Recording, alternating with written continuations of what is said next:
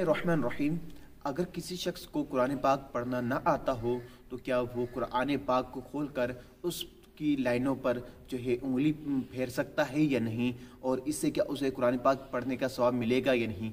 देखिए कि अगर किसी को कुरान पाक नहीं आता तो सबसे पहले उसके लिए ये बात लाजमी है और बहुत ज़रूरी है कि वो कुरान पाक को अच्छे अंदाज में पढ़ना सीखे, क्योंकि कुरान पाक को जो है नमाज में भी पढ़ा जाता है और नमाज के अलावा भी सवाब की नीयत से उसको पढ़ा जाता है। अलबत्ता जो ये कहा जाता है कि कुरान पाक अगर ना आता हो, कुरान पाक को खोलकर बिस्मिल्लाहिर्रहमानिर्रहीम या कोई और अल्लाह अल्लाह या ला इलाहा इल्लल्लाह का वजीफ़ा करते रहें तो कुरान पाक का सवाब मिल जाता है। ऐसी कोई बात नहीं, बल्कि कुरान पाक को पढ़ना ही सवाब है। अलबत्ता अगर आप कुरान पाक को खोलकर कोई और वजीफ़ा पढ़ते हैं तो वो उस वजीफ़े का जो है ना सवाब होगा, कुरान पाक पढ़ने का सवाब नहीं मिलेगा। अल्लाह ताला मुझे और आपको इल्म दीन हासिल करने की तौफीक नसीब फरमाए ताकि हम इल्म दीन हासिल करें, हमारे लिए रोज़मर्रा के मसाइल आसान हो। आमीन बिजाहि नबिल आमीन सल्लल्लाहु अलैहि वसल्लम।